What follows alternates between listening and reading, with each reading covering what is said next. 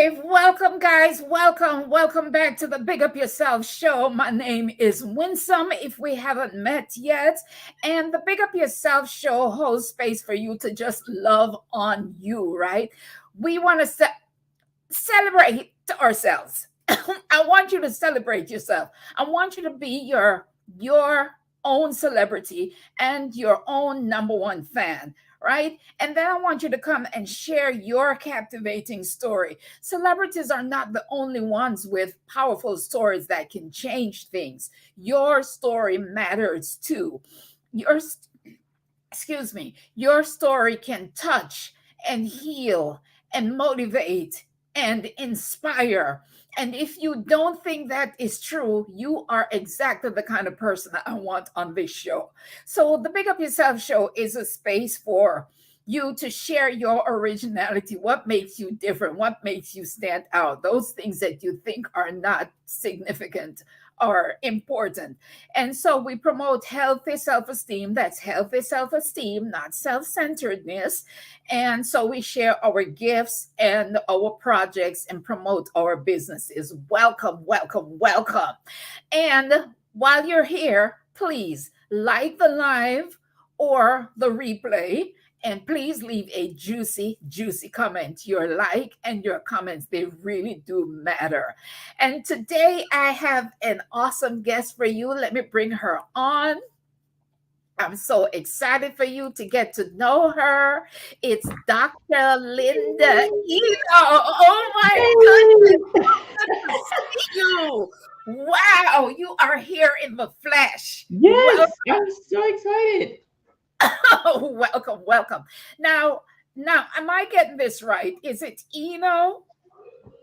It's Enoh. Enoh. I thought I might have been off. It's Enoh. Okay, Yeah. got it. And while we're on that, can you tell me, Dr. Enoh, tell me about your name. Is Linda your birth name? Yes, so my first name is Linda and my middle name is Mbombolo. Uh-huh.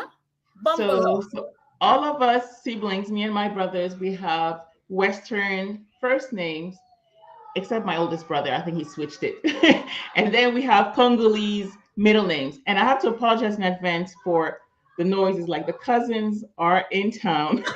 So it's like wild. They haven't seen each other Okay. in 2 years. So they're Okay. We'll work but around but that. yeah, so Mbombolo is my middle name and it's in one of the Congolese dialects. So it means consolation.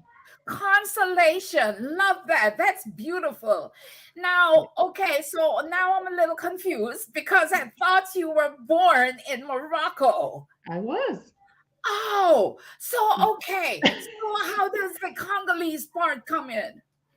It when people ask me where I'm from, it depends on who's asking me and how long they have, how much time I have to explain. It's a little complicated. So my parents are from the Congo, the Democratic Republic of the Congo, and my so they moved to Morocco before I was born, and I was born in Morocco, and I grew up there, lived there for 23 years, and then moved to Texas. So I've been in Texas for 20 years. Oh my goodness. 23 years in Morocco. Yes, born And and raised in Morocco. Yes, but when I'm not Moroccan. but But I'm not Moroccan. I'm originally Congolese, but never been to the Congo. okay, all right. Okay, wait a minute. So you are Moroccan. I'm You not. are Congolese, I'm Congolese. Well, now I'm a U.S. born in citizen. So Morocco, and you're not Moroccan. Explain that a little more. Explain yeah, that a little more. yeah. So when you're born in Morocco as a foreigner, you don't get citizenship. You have to ask for citizenship, and we never asked for it, right? So I've always lived as a Congolese. I've always lived with my Congolese passport Oh, until I married my American husband, who is originally from Cameroon, hence the last name Enoh now. oh man. And I've been an American citizen for how many years now? 7, 8 years, I think now. Oh, Yeah. you're kind of brand new. You're kind of brand new. So now, when I heard that you were Moroccan, born in, no, you are not Moroccan. When I Mhm. heard that you were born in Morocco, I thought, oh my God, how cool is that to be born in Morocco? And then, and then I'm learning that it wasn't really all that cool. So one of the things we discuss here on the Big Up Yourself show is, what was a trauma or a difficult event or period of your life, and how did Hmm. you overcome that? And I think your story is connected to your being born in Morocco. Absolutely, absolutely. And I love Morocco. For me, it's home. And even though my parents are not there anymore, they're now here in Texas, down the street from me. Mm-hmm. But Morocco will always be home for me because that's what I knew as home. I always knew I was a foreigner, and a lot of people, not most people, a lot of people will make it very clear that you're a foreigner. So growing up, and I lived in the north of Morocco, so Tangier, which is the closest city to Spain. And funny enough, it was probably the most racist too. Most racist here. Now Really? I laugh about it because I'm an adult and everything, but it was really really tough growing up. There were not a lot of black people. I think me and my best friend were the only black people other than our siblings in our school, high school and Uh-huh. everything. And and in outside of school, the environment, we had a lot of Moroccan friends, obviously, and all of that.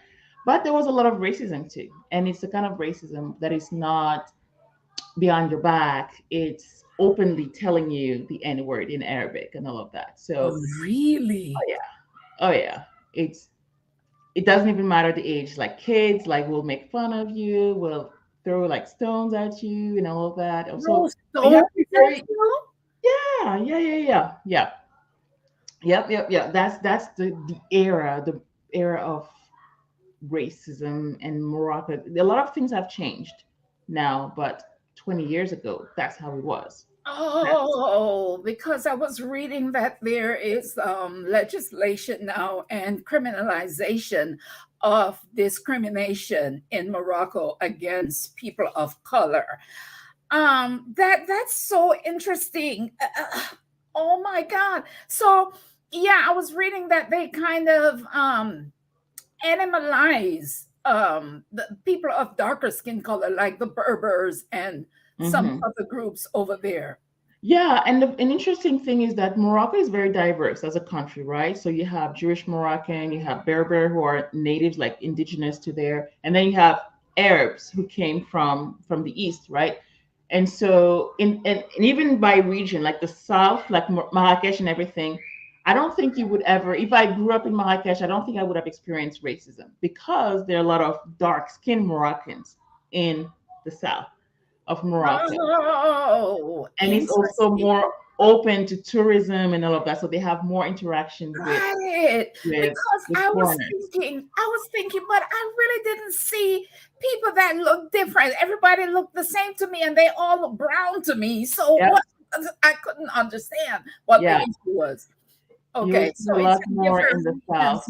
more pervasive in different regions. Yes, Okay, yes, yes. interesting. And back then, funny enough, a lot of Moroccans, like in the north, we're so close to Spain that we get Spanish television. Everybody speaks Spanish in the north, right? Everybody.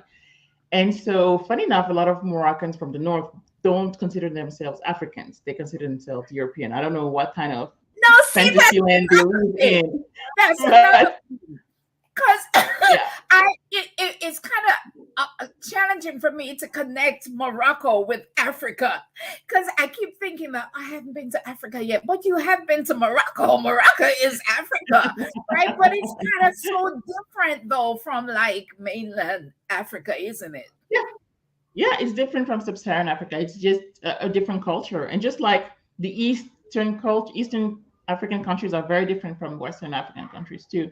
Okay. And so it's just that it was very different. Like my experience growing up as a child in the north, and then going to college in Casablanca, which is like central part of Morocco, which I adored that time of my Oh, life. is that It was right? the best time of my life because it was with my Really? family, and it wasn't the same. I couldn't wait to get out of Tangier. I couldn't wait to Oh, leave. Yes, wow. yes, Wow. And so a whole different experience in Casablanca. absolutely, absolutely. Okay. Yes, yes, yes. So you don't hold any kind of bitterness towards Morocco at all. You fully embrace your cultural heritage. It's funny. I would go back to Morocco in a heartbeat. I mean, I hosted a retreat there and I brought people to Oh, you Morocco back in did? 2019. Yes. That's just how much I love the culture. That's how much I love Oh, the food and everything. And it was bad apples. It was that era. It was that time. And I think I mean, obviously, it's very traumatic as a child, as a girl. yeah. And it built up a lot of barriers, a lot of walls. But it also made me stronger Made you because stronger, more resilient. Yes. yeah, more resilient because you had to find ways to defend yourself, Oh, not like physically defend yourself, but like, okay, that's why learning Arabic was imperative. Learning how to talk back and the right kind of things to say, that way they'd be like, oh, okay, I'm so sorry. So you have mm, to learn these things. I mean, it's not like I wanted to learn them, it's just like you have to, right? And so, man. but Your resilience and your strength in the face of racism as a child is a testament to your incredible spirit. And I mean, you have now such a unique perspective, and you can allow your light to shine brightly and be a beacon of unity and diversity and yeah. acceptance, and all of that coming out of something difficult for you. Absolutely, Amazing. absolutely. And That's I always recommend people to go to Morocco. It's just such a beautiful place, beautiful people. I mean, my very close childhood friends are Moroccan. And, it was great times, but also very difficult times as very well. difficult times. And but you came out of that, and we are celebrating you today. Matter of fact, you know what? Oh, I That's should what have my told you, mic I up. should have told you to bring champagne. I wasn't gonna do this today, but then again, why not? Let's make it a thing. Let's Yes. make it a thing on the Big Up Yourself Cheers show. to that. Girl, cheers to Yes. you. A sip. Thank you. Mhm. And so fast forward some and you find yourself in America. What brought you to America? Grad school. Grad school. My parents had my dad actually went to school to Florida State. He went to Oh, Florida State for, really? yes. Funny enough, he had, I think, a Rockefeller scholarship or something. So from the Congo, he spent 2 years in Florida State, I think for his master's or something like that, back in the 70s, right? And so, but he had traveled a few times to the US for work and things like that. So we all knew. I have two older brothers and one younger brother. And it's like we follow each other, like we follow everybody's footstep. And we knew that we would do our undergrad in Morocco because it was inexpensive and because we were not financially, like, we didn't have a lot of money, Yeah, right? yeah. So we knew that, okay, my parents couldn't send us to Europe because we went to French schools, right? We speak French at home, so it was a French school system, and we knew we couldn't really afford going to the French system, like French university and all of that after high school. So we're going to start undergrad, finish undergrad in Morocco, and then go to the US because my dad Mm. knew, okay, the best process to do that is through grad school. And that's what I encourage other people to do it. And I wrote a book about that. That's another story. Oh, you wrote a book too. We're going to talk about the book too. And now I want to go back to Morocco for a minute because Yes. we skipped over this part. So, since we're talking about school, now at what age do you start school in Morocco? Like, do they Um, have kindergarten and all that? yes, yes. So I did pre-K as well. So it's not mandatory, but we did go to pre-K as well. So we Uh-huh. started at 4, I think. Three or Four. four, three or four, three, I think. So you're home, not going to school until age 4. Hmm. Really? Yeah, my mom is a stay-at-home mom, so we were very blessed to have her at home with us. And Teaching you at home. yes, Okay, so okay, yeah, I think we went at probably 3 years old. I have some vague memories of it. Yes, I think at okay, 3 we went to okay, preschool. okay. And so you go to school from like say 3, 4 till, Mhm. and that is what do you call that? What do you call it? Um, in French is maternelle, I guess. So it's like it's preschool. Preschool. Okay. Yes, And preschool. then do you do middle school or do you do Yeah, so you do elementary. So oh, from kinder all the way till um so from kinder to what is it called? Fifth grade. It was one elementary school, and then we went to another another secondary school where you have middle school and high school together. So got there were it. two French schools in our town in Tangier. So the elementary school and then the secondary school. So it slipped my mind what I was going to ask you. Now, what is the curriculum like in say elementary and the early pre-high school? Are you guys learning French? Are you learning do you speak French? Wait, French is my first language. That is your first language. French is my first. We speak French at home. Oh my We gosh, you're speak so French at cool. home. And so we went to, that's why we went to a French school. So it's an international school. In our town, there was the Spanish school, the American school, and the French school, and then the Moroccan schools. Hmm. So we didn't speak Arabic like fluently enough to go to a Moroccan school. So we went to a French school. Hmm.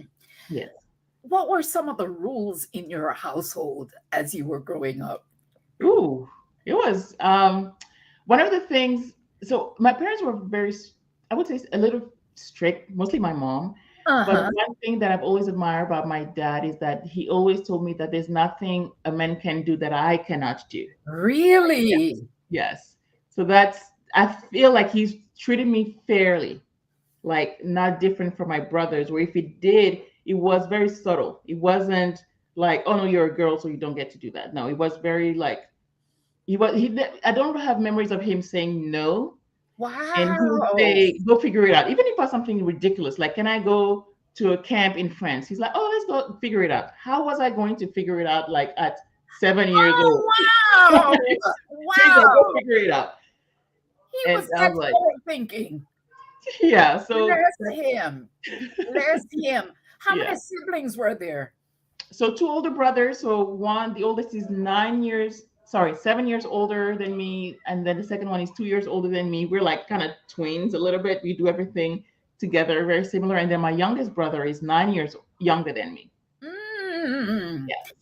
What were some of your favorite places to visit, like for fun in Morocco as you were coming up? Yeah, so we didn't, and that's so we didn't travel a lot. Again, we were not rich or anything like that. So in the north of Morocco, there are two Spanish territories in north of Morocco, Ceuta and Melilla. So when you go there, you're in Spain technically, right? So you need a visa to go in there and everything. So that was our vacation. So to go Oh, there, so you have to apply for a visa, and you go there. We do all the shoppings and things like that. So if you wanted to buy electronics or just spend a day somewhere else, mhm. so we would just drive. I think it was like maybe a 2-3 hours drive from our town, and But I mean, like, say for local fun, like just like teenage what regular fun. kids do, like go on by on your bike and go with your friends from the neighborhood, or Oh my go to the gosh! movies. Oh my Yes, gosh! yes. It was a Right. fun childhood. Go to the beach. Yes, went to the beach a lot because our town in Tangier, you have the Mediterranean as well as the Atlantic. So to Uh-huh. go to the Mediterranean to the beach, you didn't need a car. You could walk there from my house. What? Yeah.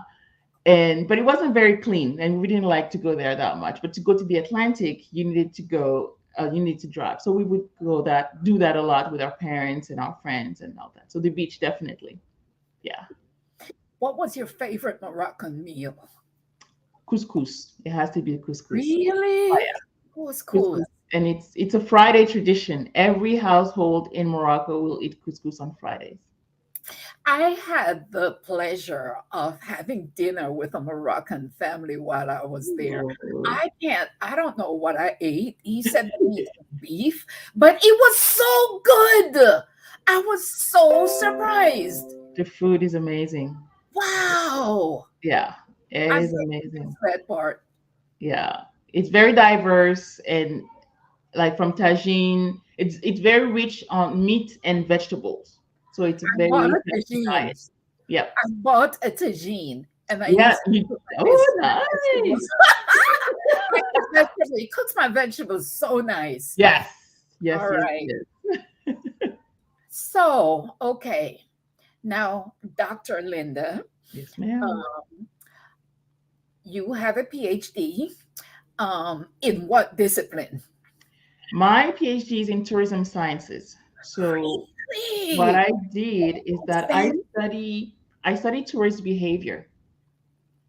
I Oh, study tourist behavior. what caused you? What caused you to want to study tourist behavior? It's a long story, but Oh in a my nutshell. So I came to the US to for my master's degree, right? So I did my master's in hospitality at Texas Tech University. And I think the last semester I saw a presentation from a professor and he talked about how he did some research in South Korea in Jeju Island. I will always remember that. And I was like, oh, I want to do that. And he's like, you have to God. go get a PhD for that. And I was like, Really? that was the only reason why I want to get a PhD, to be a tourism consultant, to Oh my. help destinations attract tourists. Yeah. And so then I started my PhD program at SAM, and then I fell in love with teaching, and so I became a Oh, professor. you became a professor Yes, I teaching became a professor tourism. to teaching tourism, teaching business, teaching hospitality. So I started teaching at Wiley College and HBCU in Texas. Huh. If you're familiar with the Great Debaters with Denzel Washington, Yeah, yeah, yeah, yeah. that's cool. Yeah. Oh, wow. So I taught Great. there for a year, and then I went back to my alma mater and taught at A&M until I quit that job to have my own business. Okay, so we're gonna talk about now. Yeah, we're gonna talk about you. But were you an Exodus speaker? No, not yet. Oh, where did I get that information? I thought, interesting. So, okay. So now where do you live? Right now I'm in Houston, Texas. That's where you still live. I'm right here in Conroe. So, Oh, in Cyprus. yeah. But now there is a place that you advertise a lot on your Instagram. I think it's like Côte Cote. d'Ivoire. Say it again. Côte d'Ivoire. Cote d'Ivoire. Where is that? Yeah. Côte d'Ivoire is in West Africa. It's a small country in West Africa, and it's where I want to black sits to. Oh, so that's where you're preparing to go. That's Okay, that's where we're deciding between Cameroon and Cote d'Ivoire. So my husband is originally from Cameroon, and so right. definitely he's cheering for Cameroon. He's like, we need to go to Cameroon, and I'm like, my heart is in Cote d'Ivoire because my best friend lives there. Because there's some differences between Cameroon and Cote d'Ivoire, a lot of differences, and so that's why I prefer Cote d'Ivoire. So we're like, where is it gonna be? My brother-in-law is from Cameroon. Oh, nice, Yeah, interesting. nice. So, okay, so you are in the process of moving to that place. Yes, yes. To the continent for sure. It's gonna be in Africa. Oh, okay. So you're promoting quote Cote d'Ivoire. You can say Ivory Coast, like the English I version is can say Ivory. what? Ivory Coast is the Yes, English I'll say version. Ivory Coast. That's easier for my tongue. That is easier for my tongue. Okay. So then that leads me now to your businesses. Mhm. The travel business, Tokende Travel. What does Tokende mean? Tokende in Lingala, one of the main languages in the Congo, Tokende means let's go. I love it. That's beautiful. I love Tokende that. means let's Okay, go. let's So go travel. I was trying to find a name for my business. I was like, let's travel, let's go. And I was like, you know what? Let's go back to the source. And Yeah. that's something that my dad, that's a childhood memory. Like before we would go out, my dad will also always say Toke. So let's go, let's go, let's go. So Mm-hmm. let's get in the car, let's go. So that's what I named it Tokende. But yeah, Tokende is something that I started many, many years ago, I think 10 years ago, as a travel blog because I just wanted to talk about travel, right? Wow. And then I shifted a little bit. I pivoted last year to focus more about documenting our journey as Mm-hmm. we're preparing to move abroad, and also to encourage other parents to make that leap as well to move abroad, and Mm-hmm. specifically to the continent. Wow. So is that how you were able to take a group to Morocco through your business? Oh, okay. So it was actually to my other business, which is my marketing business. So Yeah. I have a marketing business where I actually, this is my main business. So I'm a content strategist. So I help Uh-huh. female entrepreneurs create content online. That way they can get clients online, promote their offers and things like that. And so that's what I do. And the retreat in Morocco was to allow you to plan out 90 days of social media content. But doing that, instead of doing that through Zoom, we went to Morocco, to Marrakesh for a week to work on Look it. how fancy. Look how fancy. Well, let me go to Morocco to plan out my 90 days of content. Yes, yes. I Why love do that. it? Yeah, I was like, you know what? We can Have do a drink to that. it. That is fabulous. Let's do it in Marrakesh. So we get catered to. We got the yummy food. We go into the desert. All of these great things, and we got very productive too.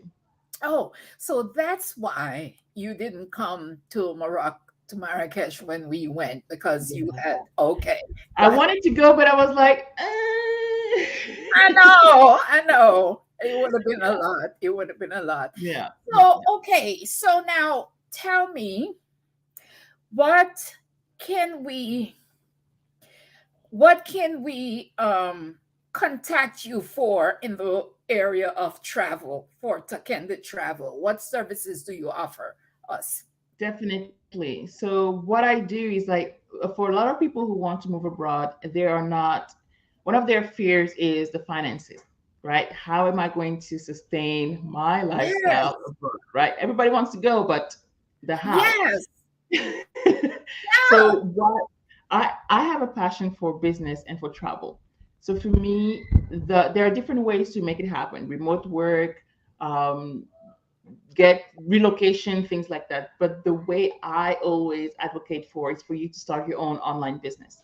And so I Absolutely. teach you how to do that right now. That way, it's already bringing you money by the time you're ready to go. That way, I mean, a job is a job. So if you get a remote job, but then you get fired, then okay, you have to come home because the job Yeah. is gone. But Yeah. if you have your online business, you get to go and anywhere, right? And you work that business from anywhere you want in the world. So that's how I support my audience by helping them um, start their own online business. So business in any area, in anything that Any area as long as it's online, it has to be. That's the point, right? It has to be location independent. So that works best with a service. So something that you're teaching, coaching, consulting, rather than like import export, because those, for example, would take a whole lot of time yes. and effort and money Yeah. to get started. Yeah. So now you offer one-on-one courses, calls, and you have a course. Yes, ma'am. So I have a free masterclass that everybody can go check out. It's on bit.ly/masterclass Tokende. And this is Mhm. where I show you the basics of how to get started with your online business. This is the basics, right? Now, if you want to go a step further, then you can take the course or you can work one on one with me. The course is self paced. So you take your time, you go through it, you learn through it, and you can get started with your business. Or Okay. if you want more assistance from me, then we can do a one on one, either a 1 day VIP day or we can do a 4 week program as well. Geez, I like that one day VIP thing. So you spend Thank a you. day with me and you just go through everything that, Yes, man, I I love love VIP days. I love and one of the things that I love about VIP days is that either you come to Houston or we go somewhere else. Like I've worked with really. in New York and all of that in Ohio, so I was like, okay, I'll come to you. What? I Yes, love the sound of that. See that? Oh my God, I love the sound of that because so many of us need that. I'm one of them people. I need that hand holding. Come and Yes, sit with me and show me what to do. yes. I had a client in New York, and I was like, okay, I'll come to you, but you also get a hotel. So it's not like I Yeah, wanted her to be in a different state of yeah. mind. So she didn't have to think about the dishes, didn't have to think about the laundry. So she had a 2 night stay at a hotel, and I went to her hotel and we did the work. And then I left, and then she went back home. But she was just like down the street or like just a few exits from her home. Oh, wow. This is Yeah. good stuff. This is good stuff. And you guys, if you want to contact Dr. Linda, this is her IG right here, and you can DM her, right? Or the Yes, bit link definitely. again for the free Mhm. I can put workbook. it in the comments as Oh, well. cool. I Yeah, didn't even know that was possible. I think so. Yeah. That would be awesome. Yeah. Oh my gosh, all these resources Yeah. for But us. it's Like we have no just excuse. bit.ly/masterclass token. It's like we have no excuse Yeah. for having our own businesses going. Okay. Is Yeah, it? it's the way to go. And funny enough, my husband and I, we've been talking about. Can you hear me? Yeah, I can. Can you hear me? I Okay. was looking for the link. Okay. Oh, okay. Okay. Sorry. Yeah. So, my husband and I, we've been talking about moving for years before COVID. And for him, because he's in the financial services and he meets clients one on one, so it was always difficult for him to be like, I can't just take off and take my business somewhere else, right? Well, COVID, silver lining, just showed Right. that Zoom can do a lot of things for his business. So he's 90% online right now. So it's like, okay, no Oh, more wow. excuses. Nice, nice, nice, nice. So there's Yeah, really nothing prohibiting you from making the move to Cote d'Ivoire. yeah. I said it. Very I close. said it. Oh my gosh. Oh my gosh. Okay, cool. All right. Yeah. So, what else do what you want to share with us? What else do we what else? Yeah. Oh, actually, when you asked me about my PhD and what it was, actually, I didn't finish like you asked me why would I study tourist behavior. The funny thing is that my dissertation was on slavery tourism. So I study specifically people who go to places related to war, disasters. I mean, it's not super fun, but this is what I studied. Like why people would go to a cemetery, why people would go to a former plantation, why they would go to Auschwitz, and why they would go to the slave castles in Ghana, and understanding and comparing the message that is being told by the owners of the place and the expectations of the visitors and see how they match. And so that's what I studied. So I studied it in New York as well. Actually, in Manhattan, there's the African Burial Ground. Okay, It's okay. in under Wall Street. There's a cemetery Really? of former enslaved Africans because that's the area where they used to live. Oh my And so goodness. they built on it. And one day when they were trying to build a federal building, they unearthed some bones, and so they had to stop and do some research and digging, and they realized that So they yes, found it. it was Oh a. my goodness, this is such interesting stuff. I So mean, I yes, see why you want to I do studied the dark this. I feel side. like I want to study it too. Well, let me see those earrings. I think I have those exact You earrings. too? They're from Cameroon, and they go with the bracelets. Oh, those are so pretty. Those Thank are so you. pretty. Look at me digressing. Um, so okay, so we were talking about your why you studied that. Okay. And you got the PhD in that. Okay. Yeah, Oh my gosh, what a wonderful chat this was getting it to was. know. Oh, how could I even forget this part? One of the things that attracted me to you was your spirit, in that support is my favorite word of the English language, right? Support. Mhm. I love that Yes. word because I feel like all of us needed everything. Yes. relies on some form of support. Absolutely. And I like to tell the story that even Jesus himself needed support when Of he was course. carrying the cross, Of and course. it got too heavy. Someone had to come and help him. Yes. When he was going to the garden to pray, Mm-hmm. he called for his disciples to come with him. Even Great. though they fell asleep, he needed Yes. their support. He asked for them. Yes. Right? So the thing that caught my attention about you was how supportive you are of us. Oh. How you like and you comment and you share and those little things that people don't do or take for granted, is so important. And a lot of people wouldn't probably notice Mm-hmm. how supportive you are, right? But because support means so much to me, I took notice, and I just want to Oh. thank you for that, Oh, right? thank you. That is really a reflection of your heart as a person. And I really, really appreciate that about you. So Oh, don't thank stop doing you. it. It matters. Teach other people how to do it too. All right. Yeah, yeah. I love that. I love to. I'm more of a listener than a talker, I even am though, too. I right? am So too. it's like, uh, I'm like, I'm trying to help. I'm just trying to help people, and I'm my spiritual gift is exhortation. So I love to encourage other people. I love it. What I a love it. lot of commonalities we have. When is your birthday? November 19th. November 19th. I was like, no, don't tell me October. But close enough. Close enough. Yeah. Yes, we have a lot in common. Mm-hmm. Mm-hmm. Oh my gosh, this has been wonderful getting to Yes, know you. Getting I to love know it. you. I appreciate you coming on and sharing with us. Thank you for having Please, me.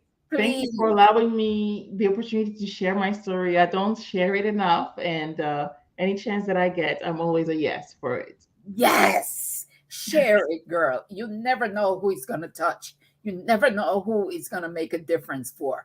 Don't Yeah. hesitate to share it, and don't hesitate to big up yourself, girl. Amen to that. That's what it's all about. Yes. Yes, yes, yes. Okay. All right. So thank you. And hang on after the show. Just hang on for a little bit. Will do. Right, you guys, thank you for watching. I didn't see any comments. Thank you for watching, and please don't forget to like the live or like the replay, and please, your comments and your likes do matter. They do make a difference. Thank you for joining me. See you next time on the Big Up Yourself show. Thanks, Dr. Linda.